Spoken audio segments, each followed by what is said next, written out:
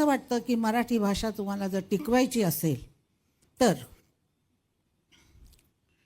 तुम्ही म्हणजे आई मराठी बोलली पाहिजे. आई ही मुलाला संस्कार देते, भाषा शिकवते, गुटीमधनंच भाषा मुलाला शिकवते, दुधामधून तिची भाषा तीच असते पाहिजे. जर आईच मराठी नसेल, समजत नसेल तिला किंवा येत नसेल तर मुलगा मराठी कसा होणार, शिकणार? आणि ते आजच्या जगामध्ये इंग्लिश हे फार महत्त्वाचं आहे आणि खरंच महत्त्वाचं आहे, कारण मला माहीत आहे की फार महत्त्वाचं आहे. पण आपली मातृभाषा ठेवूनही इंग्लिश शिकलं पाहिजे.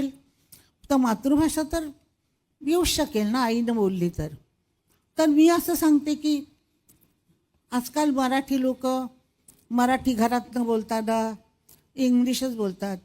हे गुड मॉर्निंग. आता आई मुलीला गुड मॉर्निंग म्हणाली, मुलगी आईला गुड मॉर्निंग म्हणाली, सुप्रभात म्हणा की, असं मला असं वाटतं. आणि मला आणखीन एक असं वाटतं की मराठी शाळांमधून एक मिनटं,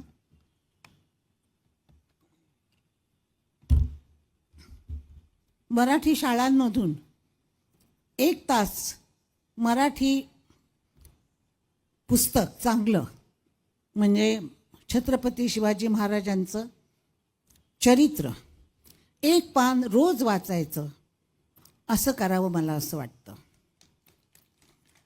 आणि ते पुस्तक आईकडं पण पोचलं करायला पाहिजे, कारण आईनं पण वाचलं पाहिजे की आपला इतिहास, खरा इतिहास काय आहे, इंग्लिशांनी लिहिलेला नाही, आपला खरा इतिहास जो पुरंदरेंनी वगैरे लिहिलेला आहे तसा इतिहास वाचला पाहिजे.